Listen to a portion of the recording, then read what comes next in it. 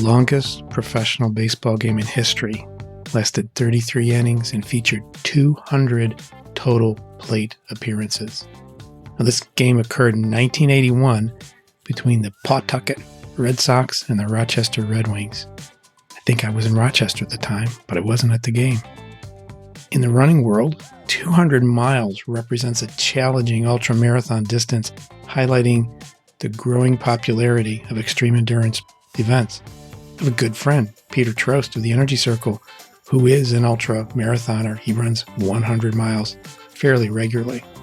Pekin, Illinois, is celebrating its bicentennial this year, marking its 200th anniversary with a series of events, including parades, concerts, historical reenactments celebrating the rich history of the city and community spirit. Well, the Building HVAC Science podcast is celebrating our 200th episode. And in this episode, Eric, Elk, and I welcome Bryan Orr, who is the instigate-ORR behind the creation of Building HVAC Science podcast. We get into his backstory of our podcast, a little bit of my backstory, a little bit of Elk's backstory, and we discuss how podcasting has helped shape our careers, relationships, and even, our businesses. And we emphasize the joy that all three of us share in connecting with people, sharing knowledge, and leaving a legacy. It's a good episode. I had fun with it. I enjoyed being interviewed again, and I am so grateful Bryan planted the thought and was the instigator of the Building HVAC Science podcast. So let's get into this episode, 200 episodes strong, reflecting on the Building HVAC Science journey with Bryan Orr. Hello and welcome everyone back to the Building HVAC Science podcast. Very special episode today. Eric Kaiser here, Bill Spohn right over there. Bill, you want to tell everybody what the significance of this episode really is? God willing, this is our 200th episode. Wow. 200th.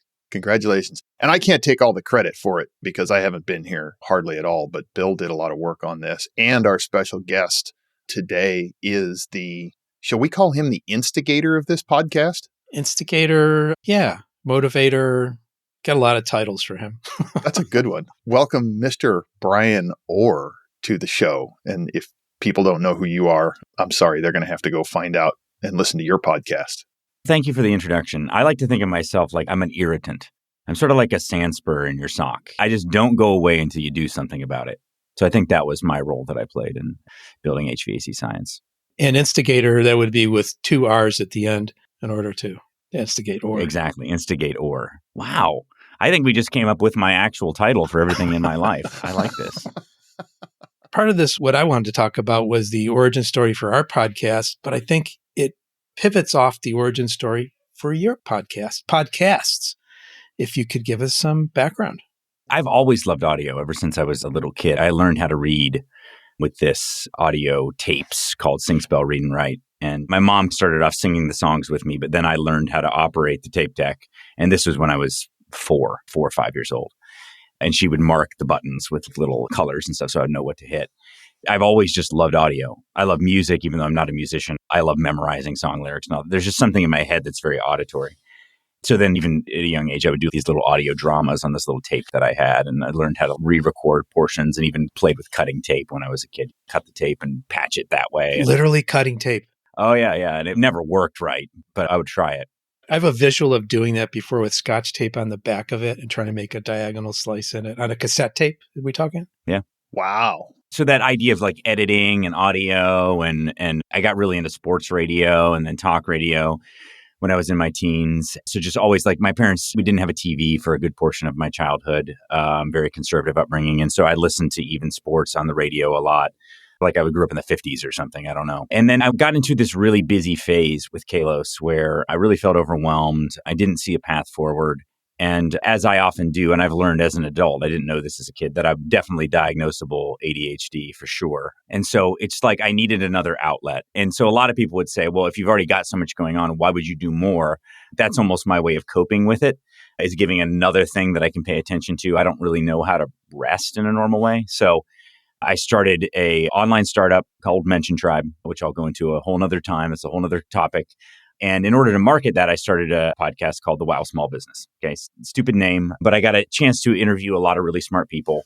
And I got connected to a lot of really great people in the podcasting space. So I got to talk to a lot of my heroes and meet a lot of cool people.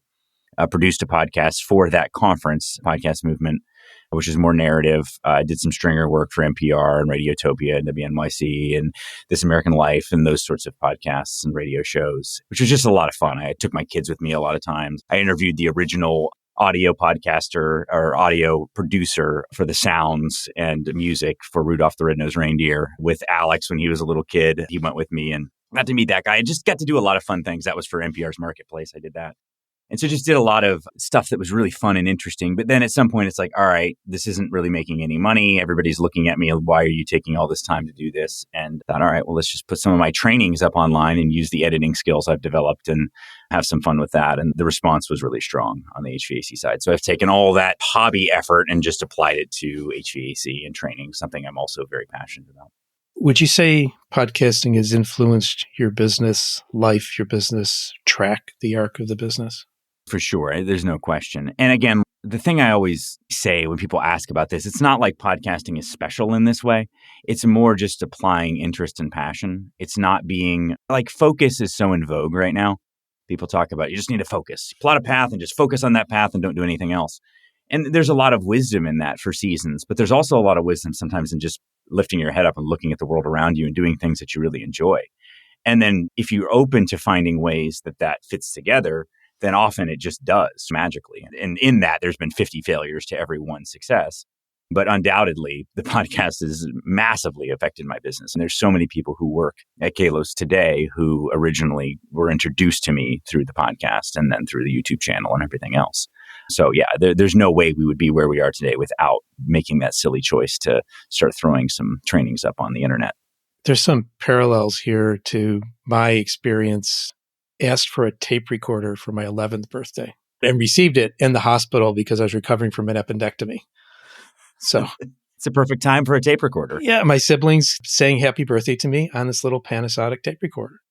So tape recorders and me and you the same way. And I also had this vision from in high school of being an editor of Popular Science magazine, taking technology and explaining it to people.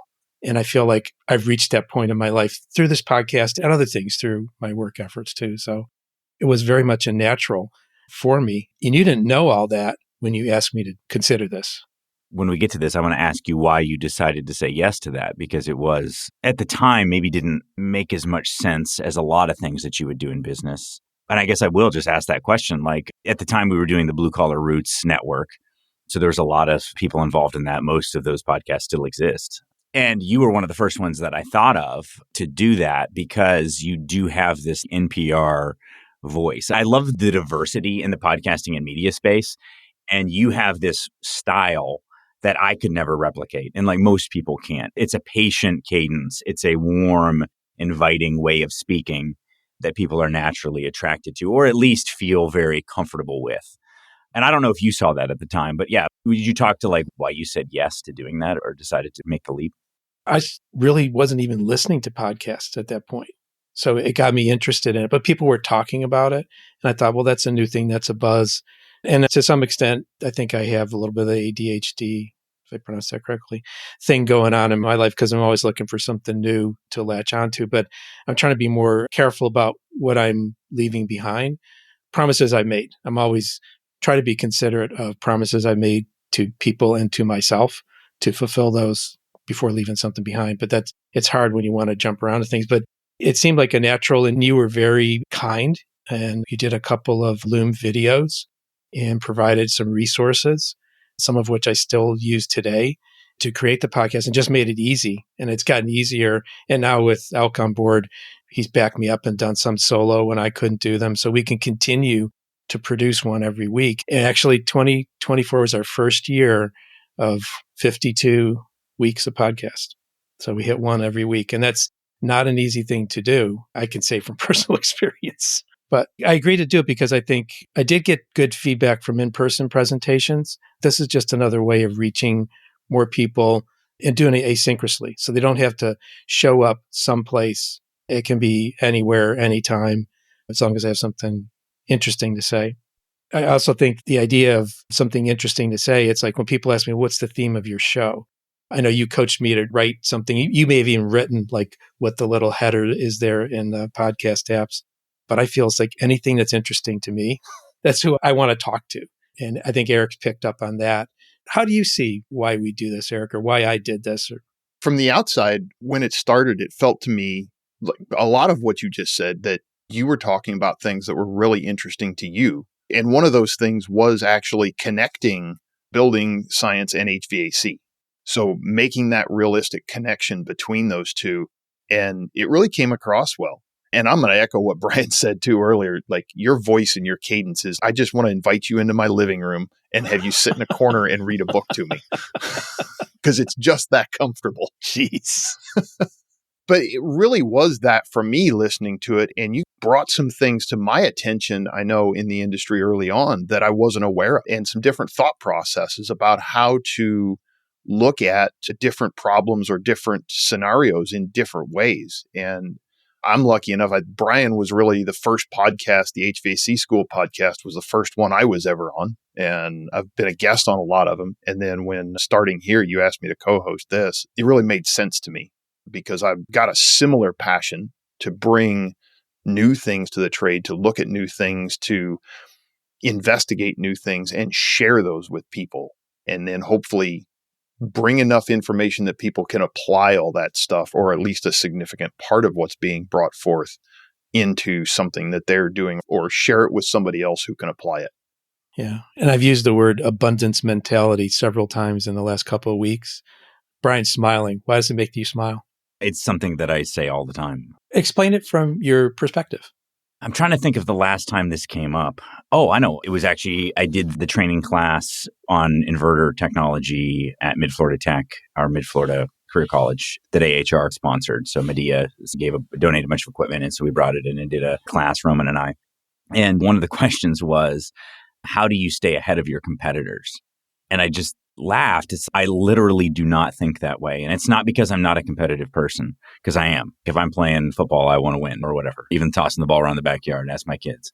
It's a little violent sometimes. I just kidding. It's either bruises. And it doesn't mean you're not competitive, but when you think about things from that wide view, I want to help them. I want to help train their employees. I want to be a force for good in their businesses because I'm not at all afraid of them beating me in the larger sense. Sure, if we're both competing on a job, I want to win the job, they want to win the job, that's fine. But afterwards, we go out and get coffee or a drink and enjoy the conversation. That's how I think about it. And abundance is that way. There is always opportunity for people who care about doing good work and care about bringing good into the world. So just do a bunch of that. And yeah, you've got to tend to the details, and there's going to be these little moments of competition. But in the large, you don't need to play life like it's a zero-sum game. If someone else wins, then that means I lose, because that's just not how it works. It just isn't fundamentally how it works. There are some little buckets or spaces where sometimes it works that way, but that's definitely the exception, not the rule. The rule is that if you put good things into the world and you do good work and you support other people and you help other people, then that does return in a very practical ways where people want to help you. And supporting people and bringing good people together is always a win. And that's something that I really believed fundamentally when I started the podcast and even when I started Kalos. And that's just been proven true time and time again. The risk is always that there's always these little exceptions that pop up, and it can make you jaded, and it can make you start to believe that you do have to you have to hoard your gold like a dragon sitting on top of it, striking down all the knights who are coming to steal it from you. Instead of recognizing that there are no dragons, there are no knights. There's just what we have. And when we share it openly, it really does a lot of good for society and for us. I think, Elk, you've heard me mention it several times in context of TrueTech, that if we truly believe in our mission, we have to support people to help the world change as we'd like to see it change. And those may be competitors doing that, but good for them. Well, let's keep on doing our job and keeping our perspectives. And I think perhaps that's what you're saying in part, Bryan, is that you don't have to worry about it so much because you're going to approach it in your own way. Yeah, I would agree with that too. And if we help everybody else around us learn and help them grow as well, it just validates what we're doing. Because if they see a value in that, then they want to know more too. And realistically, that makes it easier for all of us to move forward if everybody's moving in the same direction. If one person's fighting or one organization is fighting to go in this one direction and everybody else wants to try to hold them back, what just slows everybody down. But if everybody starts moving in the same direction, it's momentum. And by putting a lot of this information out there, sharing this information, I think it starts moving everybody in a similar direction. Yeah, for sure. It triggers a lot of thoughts in me, and I have to be careful which tangent I go off on here. But I had a business coach who used to say, and I think I've told you this before, Bill, he used to say, fundamentally, business is an excuse to be in relationship with other people. And I don't know that that's true of everyone, but it certainly is true for me. It is a way that I get to have a context for friendship and for collaboration and ultimately relationship, that give and take, that flow, that exchange of ideas and knowledge and all of that. Because ultimately, I think that sometimes we play up the problem like maybe it's a little bigger than it is. Sometimes, the world, these houses are all falling down everywhere and people are all dying in their homes and all this stuff. It's like, look, the reality is that if any of us weren't here, the world would move on. Everything would be okay in one sense. But really, honestly, being able to do what we do, being able to share what we know or what we've experienced or whatever the path we're on is a great joy. It's something we get to do. It's not something we have to do. And when you look at business that way, that's a big part of that abundance mindset. It's like waking up every morning and saying like, oh gosh, I have to do this. Everyone's counting on me. And instead flipping that and saying, no, I get to do this. I get to share a little bit of myself. I get to share a little bit of my experience. Maybe somebody can connect with it. Maybe somebody can learn from it. That's really worth it. That's the stuff you're going to look back on and never regret. And that's something I've always had in the back of my head around podcasting or business or anything. It's like, is my future self or myself when I'm at the last leg of my life, am I going to be able to look back and say, man, I'm really glad I did that? And that's one thing universally true about podcasting. I don't think there's anything that I've done in this space or that you've done in this space that is going to be something that you regret having done. I mean, again, I guess if you're taking time away from your kids or something, but I think we've both done a pretty good job of integrating our lives around this. I mean, obviously you get to work with your son, I get to work with my kids and my spouse to some degree. It solves a lot of those problems that I think a lot of people would see of, well, you're taking time away from this or that. But it is something to consider, obviously. Yeah, I like the get to do versus have to do. You mentioned that recently somewhere in a written form. I can't recall exactly where, but I made mental note of that. That is a really good one, really good phrase. I was going to say, in a way, you might be taking away time immediately, but you're also leaving something behind for them, especially in a space like this. You're leaving a lot of knowledge behind, not only for them, but for people around them that can support them and that they can use and others can use around them. So I kind of look at it like it's a benefit. It might not be an immediate benefit, but years down the road, they might look back on that and go, wow, look at all he left behind for me. Where do we hear some of your old stuff? Speaking of things you might be embarrassed of. I have republished some of my old Wow Small Business stuff on HVAC School over the years. And I don't know that I necessarily called it out that that's what it was, but I did. For example, Ruth King was one of my early Wow Small Business interviews, and I didn't even know she specialized in the HVAC space. I'm not sure how we connected. I think she had a publicist reach out or something, and so I scheduled it, and then that's how I really met Ruth. That's how, and she's now helped our business tremendously in many different ways. I think she caught on halfway through that I wasn't really interviewing her. I was more so asking for business advice. So I got some free advice out of it. So yeah, there's lots of examples of that. There was another one that I did that was on the business front, a lot of different stuff like that. But if you really want to hear some embarrassing stuff, go to Podcast Movement Sessions and look at the first season. And this is fun for me. It's weird how you forget things that you do. And this wasn't that long ago, but it was like maybe 8 years ago, something like that. But my kids were all young, and I used them for a lot of the intros and outros and even the ad reads. I would have my kids do it, which is so like, why on earth did I do that? I mean, this is the largest podcasting conference in the world, and I'm having my kids do the ad reads. But it's great because now I can use that audio to make fun of them or to embarrass them. And so I've been doing that. I've been pulling the clips and just like sending it to my oldest son and my daughters and stuff with their, and it's super cute. But anyway, so that's one place you can hear it. But I've done a lot of other stuff too. I did a podcast called Accelerator for a local startup accelerator in Orlando. I don't know if that's still up or not. I did a season for the local jobs board, Career Source Central Florida. I love the narrative form. So where you write and you heavily edit and you're pulling clips and all that Radio Lab, This American Lifestyle type of podcast. And really that medium is just dying off. Like it's harder and harder to find that sort of podcast anymore because it is very time consuming and very expensive to make that sort of show. But I love that type of form. So if you listen to any of those, you'll hear me really trying to pull that off. And I realize it's just not. I just don't have the time nor the budget to really nail it. So it's embarrassing, but I still love doing it. You did one about something about the national forests and a firefighter. Am I recalling correctly? It was the guy who got struck by lightning 13 times or something. Ranger? Yeah, that we called it the Spark Ranger. Yep. I did that with Jody Mayberry, who actually was a park ranger and actually has some podcasts that are designed for park rangers. Good friend of mine through podcasting. There's a lot of people that I've known over the years that have been really influential in my life just through podcasting. One of the recent examples was that Washington Post article that was written about me came from a guy who I interviewed at Podcast Movement Sessions. And he just would talk about me apparently at conferences or just different things. He's sort of a media guy. Stephen Goldstein is his name. And that's how the guy from Washington Post picked up my story, I guess. I mean, if it's a story, it's funny to me that they thought it was a story. That's telling. That stuff still happens to this day, which is fun, which just proves that being connected to people, having those cocktail conversations do often end up paying off in ways that you don't expect. I've moved down that road to a much more limited extent, but shortly after I started Building HVAC Science, the marketing manager from ResNet came to me and said, we'd like to start a podcast. So I said, hey, I just learned how, and I wrote this really long Word doc that explained everything to do. And I said, here's how you do it. I'm happy to help you get started, just like you did for me. They looked at it and went, holy crap, would you like to do it? I guess I made it sound complicated enough, or it made sense to me somehow. So I have been doing the Res Talk podcast since 2018, I think, which was shortly after I started this one. And then recently, some people know I purchased an electric vehicle from a company that's gone bankrupt called Fisker. And that's the last time I'm going to say his name, the guy that bankrupted the company. But the owners of the cars have gotten together and formed literally an international nonprofit to carry forward support for the vehicle, for parts, for software and things like that.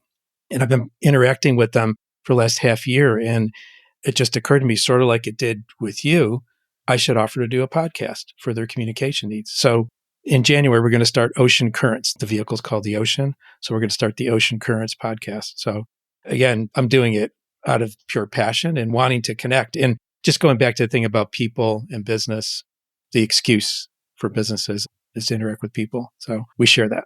I forgot to mention the Dialed In podcast, the Obsessed Garage podcast that I did for a long time. That's another one, if you want to hear me really making a fool of myself, literally co-hosting a podcast about a topic that I didn't give a crap about just because I was helping a friend.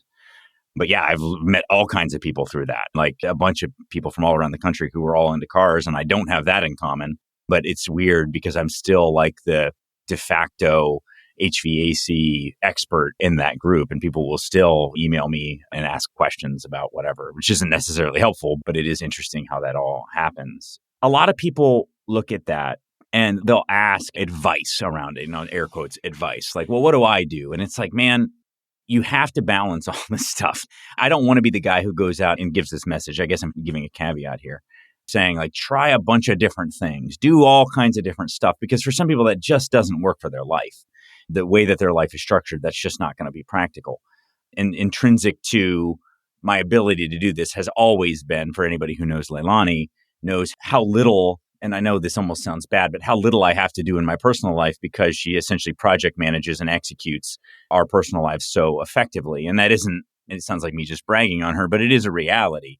And so she's always been very supportive of all this other crazy that I do, which has allowed for that to occur. And that doesn't mean that if somebody else's situation is different, that it's somehow worse than mine. It's just a reality. Like you have to know who you're doing life with and whether this stuff is going to work. But finding places and spaces that you can express yourself and connect with people that are maybe a little different and maybe don't make sense, sometimes I think is a really healthy thing. And it's definitely benefited me. So is it true to say it's the aspect of giving without the expectation of receiving? Yeah, expectation is just one of those things in general to just do away with, which is totally different than making a plan. I talked about this in the book that I wrote, Unconformed, is like the difference when your parents have standards versus expectations. Like standards are really healthy.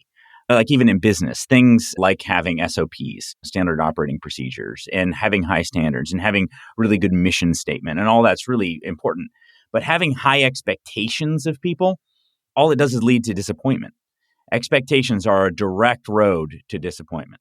And that may seem nuanced, but it has a lot to do with your emotional posturing around something. Standards are something you do with people, and expectations are something you have for people.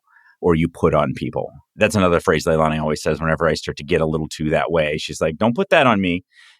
Don't put your expectation on me. I'm not accepting that. And that is really good. It's a good reminder all the time that we really have to, in any business thing, anything that we're doing, when we have expectations, we're going to get disappointed. Versus if you're looking for something that's far enough out that you can triangulate with other people, you're achieving a goal together with other people, you found a true north and you're walking towards it together. That's where community happens. That's where joy happens. That's where you get to operate in that get to versus have to. This is like way off topic, but I'm going to explore that a little bit with you. I think for different people who lack experience or who have bad experience, expectation setting, or at least expectation discussion, is important. Because if you just say, do your best job, their best job may not be what you're expecting at all. And I think you're not saying like singularly, this is the mode to operate my whole life in, but you're talking about moving into and out of different modes of operation. So a lot of this is just the meaning of words. So sometimes I'll redefine a word to suit me or create a pretend juxtaposition between two words that are actually essentially synonyms. So watch out for that. It's very popular nowadays, and I do fall into that trap sometimes. But let me give an example of what I mean. Everybody knows that giving an ultimatum is something that you don't do in a relationship that you want to actually sustain. Now, saying that, are there cases where you have to give an ultimatum? Of course. There are extreme situations where you're like, hey, you need to stop doing this, otherwise I have to do this. There are cases where you have to do that, but you know that's not the normal way you want to operate. If you operate in giving people ultimatums all the time, people aren't going to want to be around you. They're not going to want to do business with you. It's not going to work. And I think that's what I'm saying here, even about expectations. There's a way of framing expectations, which is more about, no, this has to happen. This is what has to happen. But it's a collaborative working towards this. It's not this, hey, every day you have to show up like a robot and do these things. And if you don't, then you're not going to work here. And you see that if you work at a place, for example, I'm using business as an example for this, but podcasting or anything that you do collaboratively is this way. If you work at a place where you know that the expectations are so rigid, there's no room for individuality, there's no room for flexibility. Hey, my kid got sick today. I can't hit my goals for this week because literally I had to be home. We got the flu, whatever. And the kind of boss that says, that's not my problem. I had my expectation. You've got to meet it. My deadline. That stuff just doesn't work for humans. Versus saying, what's the point? Well, the point is that here's the production levels that this is our goal. This is our production level goal. This is what our standard is. There's going to be times that you're not going to meet that. That's fine. But there should also be times that you exceed that. That's a reasonable expectation. And that's the kind of thing I'm talking about, not this dogmatic, you never use the word expectations. Because I'll even say in business, our goal is to exceed our clients' expectations versus meet them. That under-promise, over-deliver way of being is a huge part of being good at business or a podcast or any sort of friendship relationship that you have.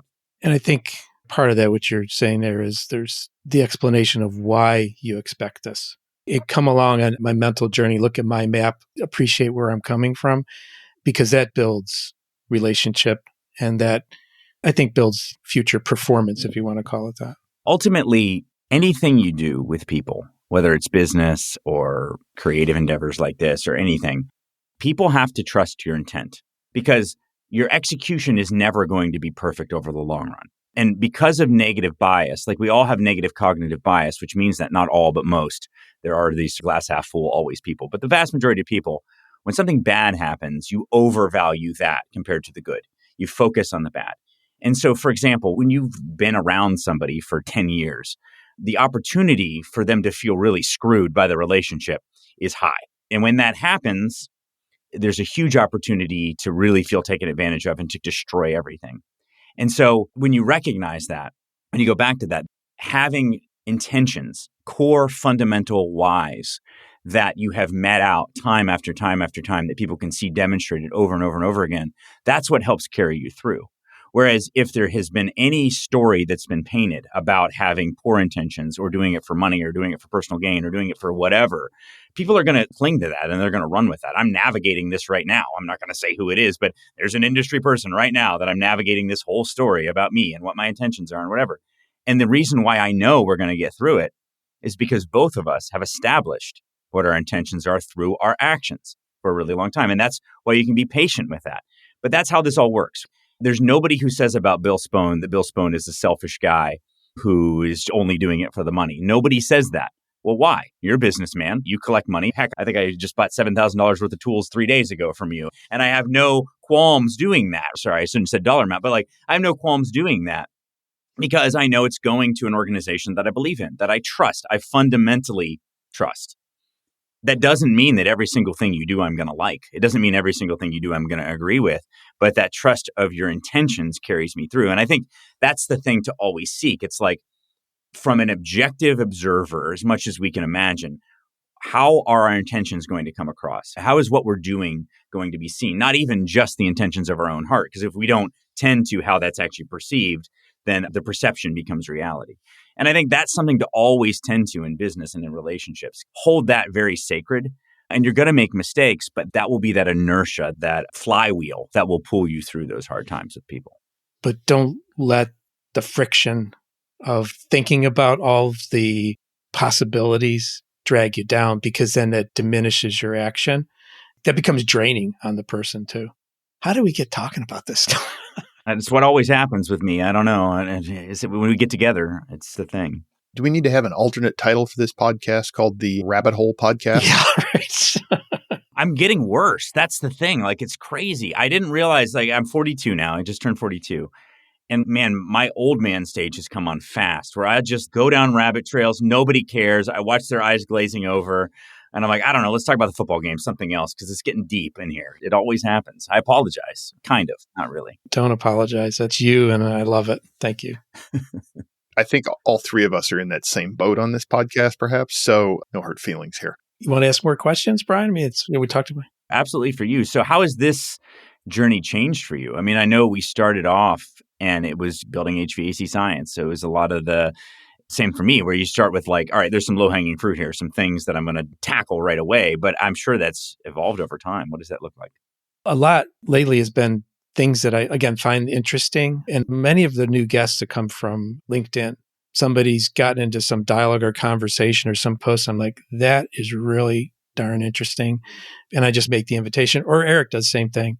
We're both on that framework. And also people we meet at the symposium, at AHR, at Building Science Summer Camp, just lining those people up. And then once you have 200 episodes like we're talking about today, there's people who we like to go back and get updates on their story. So we bring it forward with a new framework. I've also talked with or get very passionate about entrepreneurial operating system, EOS. Had some people on to talk about that. And the business side, the science side, all comes together. We talk about the personal side too, with people, individuals' journeys and how they got there, and hoping that that can help other people to work along their own personal journey and sharing successes and failures. Because I love to say that it's easier to learn from somebody else's failures than your own. Less painful, perhaps. Less painful, sometimes less expensive. All right. So you're 200 episodes in, which is a massive milestone. What's your top couple pieces of advice, one or two pieces of advice that you would give somebody who's considering starting a creative endeavor? Because I know you don't leap without thinking. I'm a little more quick to just be like, all right, just do it. You tend to be more thoughtful, which is something I really appreciate about you. And so I'm sure there's a lot of people who are standing on the sidelines in that thoughtful phase, considering leaping. What advice would you give them? I would say set some markers of quality that you'd like to achieve. One of mine is audio quality. So actually, we have a guest coming up next month who didn't have a headset mic, just like a simple USB mic. I bought one, sent it, and said, I don't care, just use it, enjoy. But that audio quality is really important because I don't want to make it any more irritating to listen to than it has to be. The second one is, I think, cadence. Is one of my goals was to do it weekly, and we finally achieved that. There were some periods in between. I mean, do the math, 7 years, 200 episodes. That doesn't work out to 52 a year for much of that period. Although it got better. I made a commitment, like a New Year's resolution in 23, and we did better. And then 24, we hit the goal. So set a goal that way about cadence. And I believe you probably know more about this than I do, but I think anything less than monthly, you're really not doing anything. It's random. And then the mean part of me looks at that and says, like, that's not what I'm going to do. When I see that happening, it's like you're doing something totally random. Very fortunate to have an editor a paid professional editor that you introduced me to, still works with me. And that is just godsend in terms of being as picky as I am about the audio and as Eric is about the audio to make sure that it all comes together. And some people have said, oh, you make me sound smart. Well, it's like, no, that's the audio editor that makes you sound smart. So those are the things. Also, if you can afford it, because there is a little bit of expense. Some of the expense is time and some of the expense is just content. And so doing it weekly, it's like, I got to do something this week, or I got to prepare for the next 3 weeks and make sure there's things that are in the queue, but don't lose the quality aspect of what you're trying to accomplish. That's good stuff. Whenever you start, there's this assumption that, okay, well, hey, look, I was able to do 5 weeks in a row. Man, I'm going to be able to keep this up. But man, there are times that it's really hard. And it's something that people get into it not really counting the costs. I mean, I've been doing 2 episodes a week, for a long time. And it's a lot. And so building a team, building a support structure around what you're going to do is incredible and makes a huge difference. But then you have to count the monetary costs. And it's one of those things, are you going to commit to it or aren't you? And is there opportunity in it to help compensate for that and all that? Those are all things you got to think through. You don't have to, but I would encourage you to. But also don't be afraid then. Ultimately, once you do it, then just do it. And if you do it and it doesn't work out, like the probably 15 other podcast projects I started and went for a while on and stopped, it's okay. It's not the end of the world when that happens. It's not ideal, but it's not the end of the world. But yeah, I'm super proud of you and all the others who came out of Blue Collar Roots. And in one sense, the Blue Collar Roots was a failure. We didn't stick together. We didn't do the original plan, but in a much broader sense and that sort of abundance mindset sense, I think it was a huge success. It makes me feel all warm and fuzzy. Well, just seeing how well everybody's done. I mean, like really, it's like anything you do in life. One of the most rewarding things in the world is to just be able to in yourself say, yeah, I had a tiny part in that. Just a little nudge or just an encouraging word or just something. Like I'm not taking credit for it, but just they did all the work, but I just had a little tiny part in that. That's a really great feeling. Again, thank you for allowing me to be part of this journey. It's been a great honor and a lot of fun and a lot of really great podcasts too. I'm a listener. I don't listen to every one, certainly, but a lot of really great content that keeps me up to speed on things that honestly I'm not engaged in every day. So super helpful. Good. Any more questions from you guys? Well, I'm just looking at the clock, so I think we're... Okay. So he's a clock watcher. Yeah. I'll have one for you, Bill. Sure. Where do you see this going in the future? We're talking about past and present, and where's the future go? I think it's going to be hard for me to stop entirely because I enjoy it too much. I look forward to it, but I also realize it's a time commitment. So depending on other things going on, this is strained. But once I'm into it, once I'm engaged with it, I have a lot of fun. I see it continuing on, but maybe from the True Tech side, with me stepping back and you, Eric, taking on more. So me being more the sidecar than the driver. That's where I see it going. All right. Well, you heard that here, folks. Being on the sidecar always looks fun. I look forward to that too, letting somebody else drive. And as long as you trust the driver, it's all good. You could take off the helmet and let your hair blow in the breeze. Gosh. Never mind. No, it's not going to happen. Yeah, you can let your head blow in the breeze. Want to be respectful of everyone's time here, but definitely appreciate you coming on. I mean, I texted you and you said yes almost immediately. I don't think there's any hesitation. You probably just didn't get the text. I would thank you so much for doing this. It was great. It brings a tear to my eye that you got us started.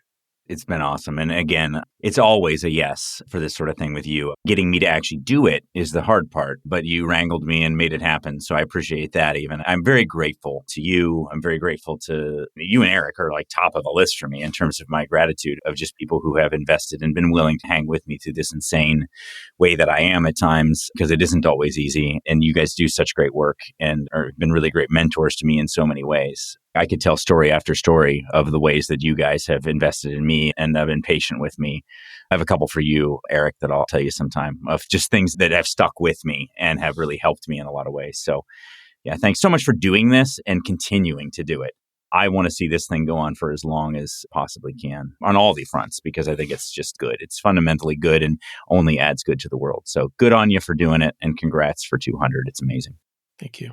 Hey, plug the symposium. Oh, yeah. Symposium. Sure. I mean, this year it's a little different. We're doubling the size of the symposium. So we're going to have closer to about 500 people. We have a new location in Ocoee, closer to the convention center, just to make it easy for people going to AHR. We shortened it to 2 days. which has been a bummer because we're not able to have as many speakers. So I'm getting a lot of those emails right now. Hey, if you're one of those people, I love you. It's not that I don't love you. It's just we have limited spots this year. But there's going to be more people. It's going to be a lot of fun. There are still actually some tickets available. They're not very many, but there are a few. And so if you go to hvacrschool.com, you can go up to the events tab and you can find the symposium there, or hvacrschool.com/symposium to get your tickets. The virtual is going to be great again this year, as always. It's going to be a little different because it's not going to come out live. For some of it, we're going to do the main stage live. The others, we're going to post same day after they've been processed, just to save some bandwidth at the convention center or at the Ocoee Center. But yeah, it's going to be great. And we love to see everybody there. It's going to be a lot of fun. Be a little different. Got a new campus for Kalos that'll be here in the next 2 years. And so the symposium is going to have a new home in probably the next 2 years-ish that will really allow us to all park in the same place. And it's going to up the level. It's going to be a lot of fun. So it's the little things, man. It's always the little things, like not having a shuttle parking. Got to happen in the real world. It is. Thank you. That's so exciting. And I'm so happy to hear that you're planning on continuing that, because it's an event that I just get excited about and look forward to every year.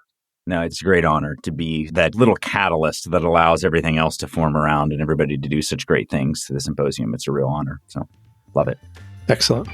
Thank you, Bryan, for joining us. And thank you, Elk, for taking part in this. And to everyone else, we wish you, well, this is going to come out post-holidays, but we wish you the best all the time. Thanks, Bill. Thanks. Thanks.